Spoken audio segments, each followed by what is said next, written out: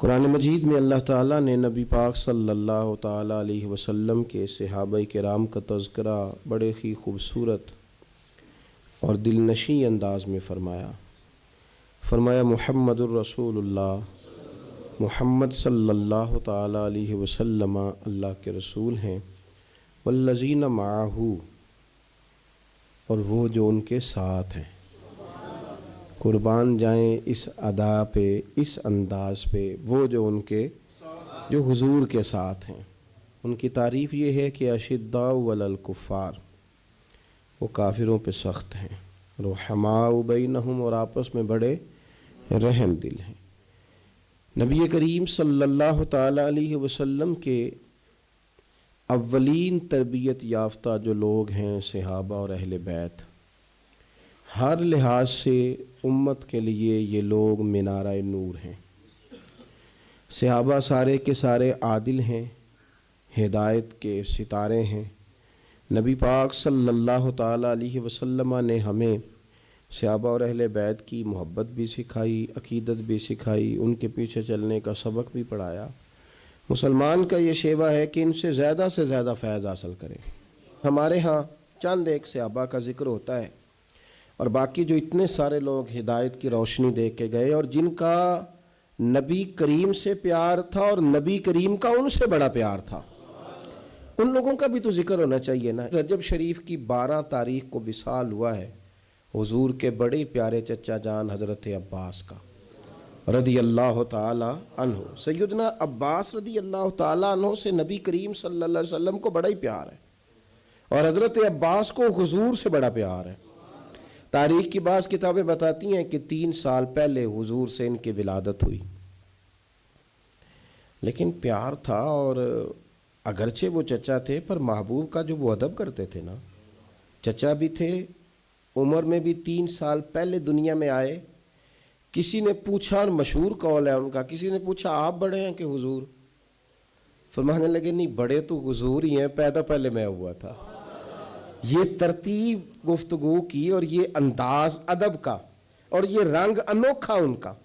بڑی جلدی اسلام کی روشنی سے آگاہ ہو گئے تھے، لیکن بعض حکمتوں کے تحت انہوں نے اپنے اسلام کا اعلان جنگ بدر کے بعد کیا، ورنہ ہر مقام پر وہ دینی تحریک کے نہ صرف یہ کہ قائل رہے بلکہ سپورٹر رہے۔ اور مکہ شریف میں رہتے ہوئے مکے میں جن غریب مسلمانوں کو تنگ کیا جاتا تھا ان کی معاونت بھی کرتے، سرپرستی بھی کرتے، اور یہاں سے مفید مشورے بھی حضور کو دیتے حضرت عباس۔ بلکہ بڑا شروع میں جب مدینہ شریف کے لوگ حضور سید عالم علیہ السلام کی خدمت میں آئے کہ آپ تشریف لے آئے ہمارے پاس، تو حضرت عباس نے ان سے کہا تمہیں حضور کی شانوں کا پتہ ہے، عظمتوں کو جانتے ہو؟ محبوب تو اپنے قبیلے میں بھی بڑی شان والے ہیں، اگر تو حفاظت کر سکتے ہو تو لے کے جانا۔ تو اہل مدینہ نے کہا کہ ہم جانیں قربان کریں گے، بچے یتیم کرائیں گے، ہر چیز سے بڑھ کر حضور کا خیال کریں۔ اور پھر جب محبوب نے ان سے مشورہ چاہا کہ مدینہ شریف جانا ہے، آپ کیا رائے دیتے ہیں؟ تو حضرت عباس نے ہی رائے دی تھی، عرض کی یا رسول اللہ صلی اللہ علیہ وسلم، آپ نہ پہلے کسی کو اپنا نمائندہ بنا کے بھیجیں، وہاں جب ماحول بالکل ٹھیک ہو جائے تو پھر آپ تشریف لے جائیں۔ تو ان کے مشورے پر نبی کریم نے حضرت مصعب ابن عمیر کو وہاں روانہ فرمایا۔ شروع سے ہی قائل تھے۔ اور ایک اور بات، ان کی جو اہلیہ ہیں حضرت ام فضل، وہ جنہوں نے خواب دیکھا تھا کہ یا رسول اللہ صلی اللہ تعالی وسلم آپ کے وجود کا ٹکڑا میری گود میں آیا ہے، تو حضور نے فرمایا فاطمہ کے گھر رب بیٹا دے گا، تیری گود میں کھیلے گا۔ تو امام حسین رضی اللہ تعالیٰ عنہ پھر حضرت ام فضل رضی اللہ تعالیٰ عنہ کی گود میں کھیلے۔ یہ حضرت عباس کی اہلیہ ہیں، اور یہ نبی پاک کی جو زوجہ حضرت میمونہ ہیں، حضور کی زوجہ ام المومنین، ان کی یہ سگی بہن ہے۔ اور حضرت ام فضل کا یہ مقام ہے کہ تاریخ کی کتابیں بتاتی ہیں سیرت کی کہ حضرت ختیجۃ الکبریٰ رضی اللہ تعالیٰ عنہ کے بعد جس بی بی نے سب سے پہلے کلمہ پڑھا وہ حضرت عباس کی زوجہ ہے، حضرت ام فضل۔ اور بڑا پیار کیا نبی پاک سے، حضور ان کے گھر میں جا کے آرام کرتے، اور شہزادے حسنین کریمین تو بڑا ہی کھیلتے حضور کی چچی کے گھر میں جا کے۔ اتنی محبت جن سے ہو، ہمیں ان کا تعارف بھی نہ ہو، ہماری وہاں تک رسائی بھی نہ ہو، ہم ان محبت بھری ہستیوں پہ واری جائیں، قربان جائیں، ہماری اولادیں قربان جائیں۔ حضرت عباس رضی اللہ تعالیٰ عنہ، انہوں نے، میں کہہ چکا کہ بڑا پہلے، بلکہ امام بہقی نے تو یہاں تک لکھا ہے کہ حضرت عباس ایک دن عرض کرنے لگے، یا رسول اللہ صلی اللہ علیہ وسلم، میں تو آپ کی نبوت کی نشانیوں کا بڑا پرانا قائل ہوں۔ محبوب نے فرمایا چچا کس طرح؟ تو عرض کرنے لگے، یا رسول اللہ آپ پنگوڑے میں تھے، آپ جدھر جدھر انگلی کا اشارہ کرتے تھے چاند بھی ادھر ادھر ہی چلتا چلا جاتا تھا، چاند جھک جاتا جدھر انگلی اٹھاتے مہد میں، کیا اشاروں پر چلتا تھا کھلونا نور کا۔ نبی پاک صلی اللہ تعالی علیہ وسلم سے عرض کرنے لگے، میں تو اس دن کا قائل ہوں، بدر میں زبردستی لائے گئے تھے دباؤ ڈال کے، اور حضور نے یہاں سے صحابہ سے کہا تھا میرے چچا کو کچھ نہ کہنا، ان کو تو زبردستی لایا گیا۔ نبی پاک علیہ الصلوۃ والسلام کا پیار، اور جب یہ آئے نا تو حضور نے فرمایا اب آئے ہو تو فدیہ بھی دو۔ انہوں نے بھی عذرائے محبت کہا کہ کہاں سے دوں؟ تو حضور نے بھی عذرائے محبت فرمایا کہ وہ جو آتی دفعہ میری چچی کو پیسے دے کے آئے تھے کہ آ گیا تو استعمال کر لوں گا، ورنہ تم یہ کام کر لینا۔ تو حضرت عباس تو سن کے کانپنے لگے، کہنے لگے وہ تو مجھے اور میری بیوی کے علاوہ کسی کو پتہ ہی نہیں۔ یہ سن کر حضرت عباس پر راشا ہوا طاری کہ پیغمبر تو رکھتا ہے دلوں کی بھی خبرداری۔ خیال آیا مسلمان نیک و بد پہچان جاتے ہیں، محمد آدمی کے دل کی باتیں جان جاتے ہیں، صلی اللہ تعالی علیہ وآلہ وبارک وسلم۔ تو حضرت عباس رضی اللہ تعالیٰ عنہ اس خوبصورتی کے ساتھ نبی پاک صلی اللہ علیہ وسلم کے ساتھ وابستہ، زمانہ جاہلیت میں بھی کچھ لوگ بڑی عزت کی نگاہ سے دیکھے جاتے تھے، کچھ لوگ اس دور میں بھی لکھنا پڑھنا جانتے تھے، ان میں حضرت عباس کا شمار ہوتا تھا، بڑی عزت کی نگاہ سے دیکھے جاتے، اور پھر اللہ تعالیٰ نے انہیں اعزاز عطا کیا۔ بڑے خوش قسمت لوگ ہوتے ہیں جن کے ذمہ مسجد لگتی ہے، بڑے خوش قسمت، بڑے خوش نصیب وہ لوگ ہوتے ہیں جن کی ڈیوٹی لگتی ہے رب کے گھر میں جھاڑو دینے کی، وہ اپنے نصیبوں پہ رشک کریں، جن کی ذمہ داری لگتی ہے، جن کے ہاتھ میں کنجی ہوتی ہے، وہ کبھی دروازہ کھولتے ہیں اللہ کے گھر کا، کبھی بند کرتے ہیں، کبھی یہ سعادتیں محنت سے نہیں ملتی، خدا کے فضل سے ملتی ہیں۔ انہیں بھی عاجزی کرنی چاہیے، اور ہمیں بھی ان لوگوں کو رشک کی نظر سے دیکھنا چاہیے، رشک کی نظر سے جو یہ والی خدمات سر انجام دیتے ہیں۔ بڑی پرانی بات ہے، ہم ایک جگہ پہ بیٹھے ہوئے تھے، طلباء، ہمارے استاد بھی تھے، تو ایک صاحب آگے کہنے لگے تسی مسیح توڑو؟ تو ہمارے استاد صاحب فرمانے لگے الحمدللہ، الحمدللہ، فرمانے لگے اللہ کے فضل سے، اس کے کرم سے۔ اس کے ساتھ یہ بھی شامل کر لیں، این سعادت بزور بازو نیست، یہ سعادتیں بازو کی طاقت سے ملتی ہیں، یہ تو تب ملتی ہیں جب خدا فضل فرماتا ہے۔ حضرت عباس کو یہ اعزاز ملا کہ ان کے والد جناب حضرت عبد المطلب رضی اللہ تعالیٰ عنہ کعبے کی دیکھ بھال کرتے، آب زمزم کا بندوبست کرتے، زائرین کو آسانیاں دیتے۔ ان کے بعد یہ خدمت حضرت عباس کے حصے میں آئی۔ حضرت عباس ڈیوٹی کرتے، روب بڑا تھا، قد بڑا تھا، کبھی بولتے تھے نا رات کو پہاڑی پہ چڑھ کے تو 8 میل تک آواز سنائی دیتی تھی۔ یہ جو ایڈمنسٹریٹر ہوتا ہے نا، اسے بعضوں کا سخت فیصلے بھی کرنے پڑتے ہیں، اس نے کسی چیز کا انتظام کرنا ہوتا ہے نا، اس نے سخت فیصلے بھی، یعنی ڈاکٹر کے پاس لوگ علاج کرانے جاتے ہیں پر کبھی کبھی اسے آپریشن بھی کرنا پڑتا ہے، کبھی کبھی وہ مناسب سمجھتا ہے تو کوئی انگلی کاٹ بھی دیتا ہے۔ اب یہ اس کا ظلم نہیں ہے، یہ باقی ساری ذمہ داری ہے اس کی، اس نے انصاف کیا، جڑی بوٹی کاٹے تو اصل فصل کا بھلا ہوتا ہے۔ بات کی سمجھ آ رہی ہے؟ اس لیے جو ایڈمنسٹریٹر ہوتا ہے نا بندوبست، اس سے لوگوں کو شکوے بھی ہوتے ہیں، دیکھو جی فلانے سے کو چھٹی دے دی، فلانے سے معذرت، یہ شکوے بھی ہوتے ہیں، لیکن چونکہ وہ ایڈمنسٹریٹر ہے اس نے نہ چاہتے ہوئے بھی کچھ سخت فیصلے کرنے ہوتے ہیں۔ حضرت عباس کا روب تھا، کسی کی طاقت نہیں تھی حرم شریف میں کوئی بات بھی کر سکے، نہ کوئی غیبت کر سکتا تھا، نہ کوئی غلط جملہ نکالتا تھا۔ یہ حضرت عباس کا روب تھا، فرماتے تھے یہ رب کا گھر ہے، اس کا ادب کرنا پڑے گا۔ اللہ تعالیٰ نے انہیں اعزاز دیا، شان دی۔ نبی پاک صاحب الالاق سید عالم صلی اللہ علیہ وسلم ان سے محبت فرماتے ہیں۔ ایک دن حضور نے فرمایا، امام سیوطی نے بھی اس کو لکھا ہے اور امام طبرانی نے بھی، ایک دن حضور نے فرمایا چچا کل گھر رہنا، میں آپ کے گھر آؤں گا، اور یار سارا زمانہ منت کرے کہ لنگ کئی مہینے تے برس گئے تے تیری دید نو تیدے ترس گئے. لوگ منت کرے اور یہاں حضور خود فرمایا چچا میں آؤں گا کل تمہارے گھر. نرخ بازار محبت کا انوکھا ہی ہو گیا. نبی کریم صلی اللہ تعالی علیہ وسلم نے فرمایا چچا کل گھر رہنا میں آؤں گا. چاشت کی نماز کے بعد محبوب ان کے گھر گئے. اتنا پیار ہے چچا سے, اتنی محبت ہے نبی پاک کو. اپنے اس قریبی سے تشریف لے گئے اور پھر ان کو سارے خاندان سے کہا ایک جگہ اکٹھے ہو جاؤ. جب وہ اکٹھے ہو گئے تو اپنی مقدس چادر اوپر ڈال دی سب کے, اور پھر ہاتھ اٹھا کے کہا اللہ یہ میرے چچا ہیں, میرے والد کی جگہ ہے. یا اللہ یہ میرا خاندان ہے. مالک جس طرح میں نے انہیں اپنی چادر میں چھپا لیا ہے تو بھی رحمت میں چھپا لینا اور دوزخ سے ہمیشہ کے لیے دور فرما دینا. نبی پاک صلی اللہ علیہ وسلم نے پیار کیا. میرا یہ تجربہ ہے, بھتیجے بڑے پیارے لگتے ہیں اور بھتیجوں کو بھی چچا پیارا, لیکن وہ چونکہ برابر کا شریک ہوتا ہے نا ابا جائیداد میں چچا کے ساتھ, تو پھر تھوڑی بہت ہلکی ہلکی رنجشیں بھی. میں اکثر کہتا ہوں کہ بندہ اپنے بچوں کے سامنے بھائی کی غلطیاں بیان کر لیتا ہے نا پہلے, جو کبھی غصہ آتا ہے پھر وہ ساری باتیں کر بیٹھتا ہے, لیکن اندر سے نا وہ بھتیجے برے لگتے نہیں. وہ اپنے بچوں سے ڈرتے ڈرتے باتیں کرتا ہے. میں ویسے بچے کہہ رہا ہوں, آپ نے کچھ اور بھی سمجھنا ہوا تو سمجھ لیجئے گا.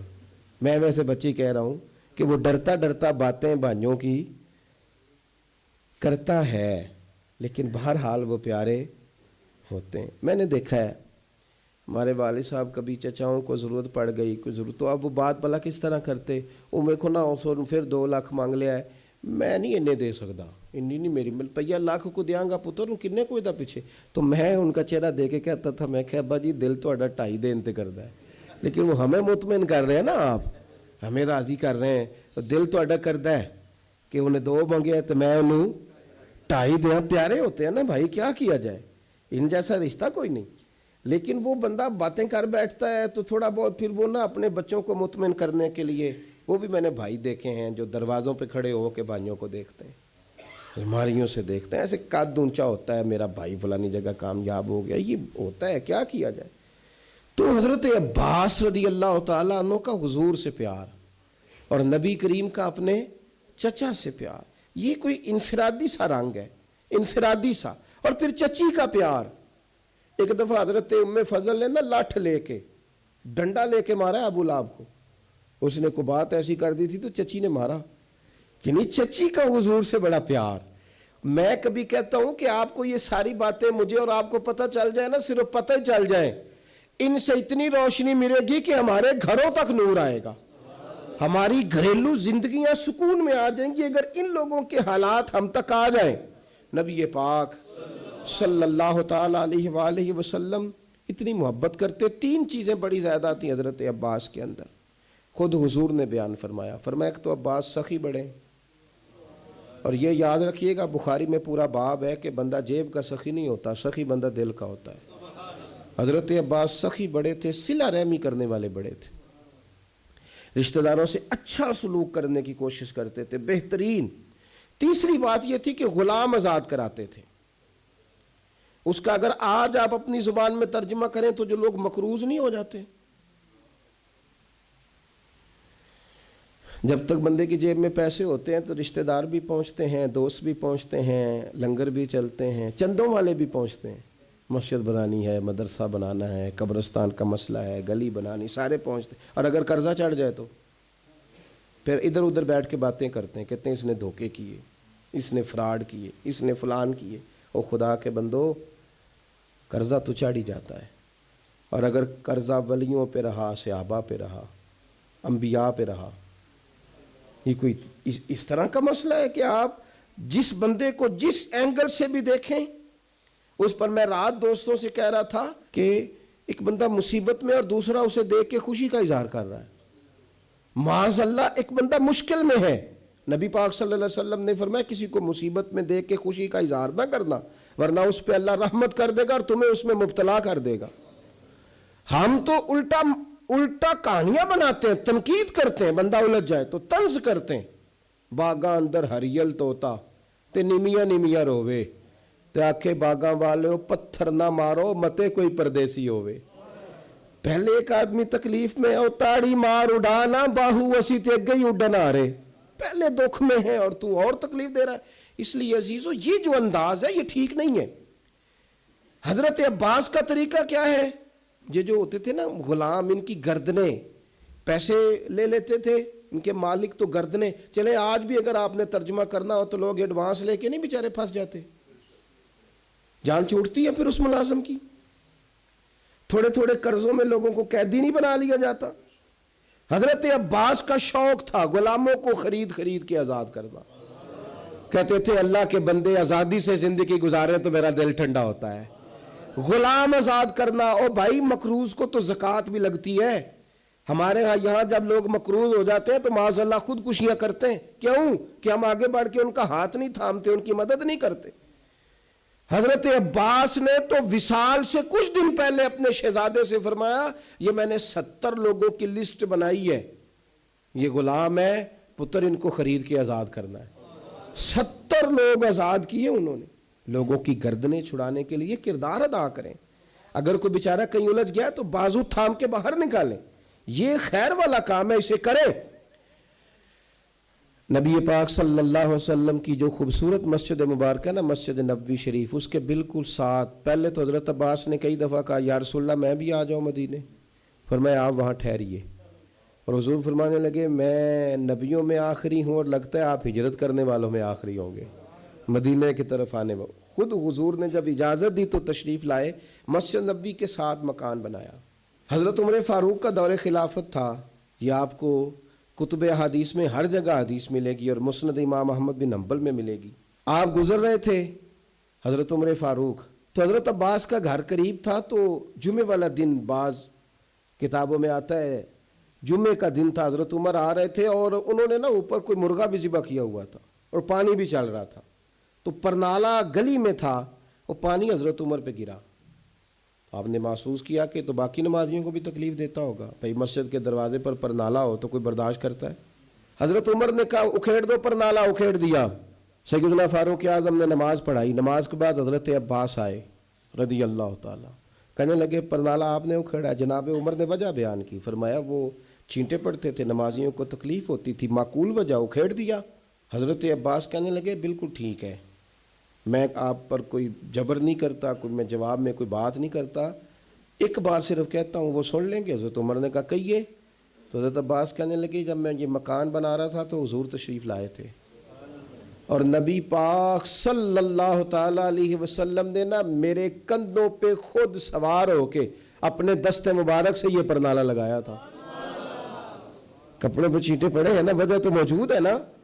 اب حضرت عمر نے اس پر کیا تبصرہ کیا؟ تھوڑا سائڈ پہ کر لیں، چلے اگر حضور نے لگایا تھا تو اس کو دوسرے کونے پہ لگا لیں، کوئی تبصرہ نہیں. تم کہتے ہو کبھی تعمیر کے نام پر، کبھی فلاں چیز کے نام پر، کبھی فلاں چیز کے نام پر. حضرت عباس نے کہا عمر نبی پاک نے لگایا تھا. اتنے لفظ ہیں، ختم ہو گئی ساری وجوہات. حضرت عمر تو اتنا روئے کہ بیٹھ گئے، آنسو نکل آئے آنکھوں سے. کہنے لگے عباس میرے ساتھ چلیے، اسی جگہ جاتے ہیں جہاں سے پرنالہ اکھیڑا ہے.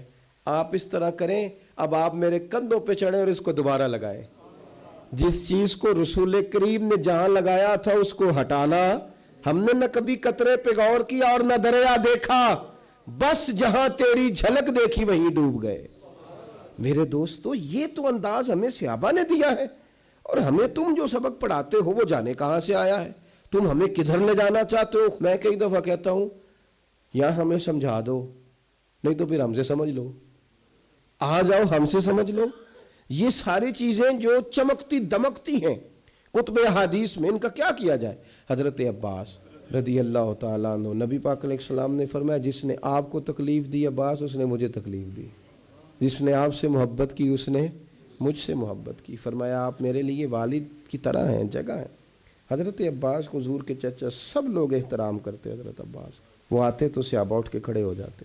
حضرت عباس سے مشورہ لیا جاتا، ان کی رائے پہ عمل کیا جاتا، حتیٰ کہ حضرت صدیق اکبر افضل البشر بعد الانبیاء بالتحقیق، حضرت عباس جتنی مرتبہ آتے سیدنا صدیق اکبر اتنی مرتبہ اٹھ کے کھڑے ہو جاتے، انہیں اپنی جگہ پہ بٹھاتے. سیدنا عثمان غنی رضی اللہ تعالیٰ عنہ، سیدنا فاروق اعظم رضی اللہ تعالیٰ عنہ کا طریقہ یہ تھا کہ سواری پہ جا رہے ہیں، گھوڑے پہ جا رہے ہیں، اونٹ پہ جا رہے ہیں، سامنے سے حضرت عباس آ گئے، اور میاں عزت والا ہی کسی کو عزت دیتا ہے، قدر والا ہی کسی کی قدر پہچانتا ہے۔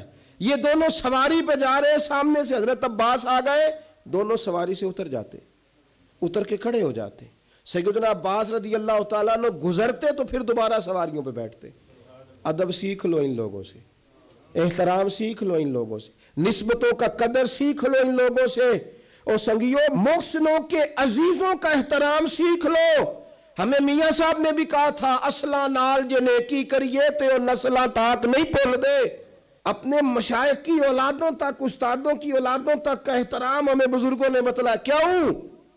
اس لیے کہ یہ سبق ہمیں وہاں سے ملا ہے، وہاں سے ملا ہے، نسبتوں کا احترام وہاں سے ملا ہے۔ میرے عزیز، حضرت علی پتہ کیا کرتے حضرت عباس کے ساتھ؟ ان کے ہاتھ چومتے اور کہتے چاچا مجھ سے راضی رہنا، راضی رہنا۔ تو حضرت عباس کو بڑا پیار تھا، وہ ماتھا چوم لیتے مولا علی شیر خدا۔ صحیح بخاری میں حدیث ہے۔ حضرت عمر فاروق رضی اللہ تعالیٰ عنہ کا دور مبارک، مدینہ شریف میں بارش نہیں ہوتی، لوگ پریشان ہیں، سب لوگوں کو لے کے حضرت عمر باہر نکلے، آؤ دعا مانگیں بارش کے لیے۔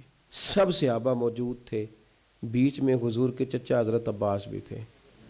حضرت عمر فاروق رضی اللہ تعالیٰ عنہ نے بازو تھام کے جناب عباس کو آگے کیا اور دعا کے لیے ہاتھ اٹھائے، کہا اے اللہ، ہم تیرے نبی کریم علیہ السلام کا وسیلہ تیری بارگاہ میں لایا کرتے تھے، عرض کرتے تھے تو رحمت کرتا تھا، آج تیرے نبی کے چچا کو لے کے آئے ہیں، تیرے محبوب کے چچا کو لے کے آئے۔ بخاری ہے، یا اللہ تیرے محبوب کے چچا کو لائے، مہربانی فرما۔ حضرت عمر نے دعا کی حضرت عباس کے وسیلے سے، چلے نہ ایمان دو قدم بھی اگر تیرا ہم سفر نہ ٹھہرے، اور تیرا وسیلہ دیا نہ جائے تو زندگی معتبر نہ ٹھہرے۔ لبوں پہ ایاک نستعین ہے، پر اس حقیقت پہ بے یقین ہے، اگر تیرے واسطے سے مانگوں کوئی دعا بے اثر نہ ٹھہرے۔ اور ایک جگہ پہ درویش نے کہا تھا، ویسیوں میں بیٹھ جا، بلالیوں میں بیٹھ جا، صفیں تو سب بچھی ہیں، عشق والیوں میں بیٹھ جا۔ درود پڑھ، نماز پڑھ، عبادتوں کے راز پڑھ، درود پڑھ، نماز پڑھ، عبادتوں کے راز پڑھ، جنیدیوں میں بیٹھ جا، غزالیوں میں بیٹھ جا۔ اب شارحین حدیث اس حدیث کے تحت لکھتے ہیں، کہتے ہیں پھر حضرت عباس نے بھی دعا فرمائی، اور بارش اتنی ہوئی کہ پھر گلیوں میں چلا نہیں جاتا تھا۔ وسیلہ کس کو بنایا؟ حضرت عباس کو۔ یہاں بہت سارے لوگ پریشان ہو جاتے ہیں وسیلے کے نام، اور میں نے کہا میاں آپ کو کیوں اتنی پریشانی ہے، جب قرآن میں اللہ کہتا ہے یا ایھا الذین آمنوا اتقوا اللہ وابتغوا الیہ الوسیلہ، اے ایمان والو اللہ سے ڈرو اور اس کے رستے میں وسیلہ تلاش کرو۔ تو اگر مالک کریم کا حکم ربی آ جاتا ہے، تم کیوں اتنے زیادہ ہر بات میں پریشان ہو جاتے ہو؟ کیوں اس قدر زیادہ امت کو تقسیم کرتے ہو؟ کیوں ایسی باتیں کرتے ہو جس میں انتشار پیدا ہو؟ یہ تو کتاب و سنت ہے، یہ تو واضح آیات اور احادیث ہے۔ جو قومیں زندہ رہنا چاہتی ہیں وہ ایک صورت میں زندہ رہ سکتی ہیں کہ اپنے محسنوں کو نہ بھولیں۔ اللہ ان کے مزار پر بھی اپنی رحمتوں کا نزول فرمائے۔ آخر دعوانا ان الحمدللہ رب العالمین۔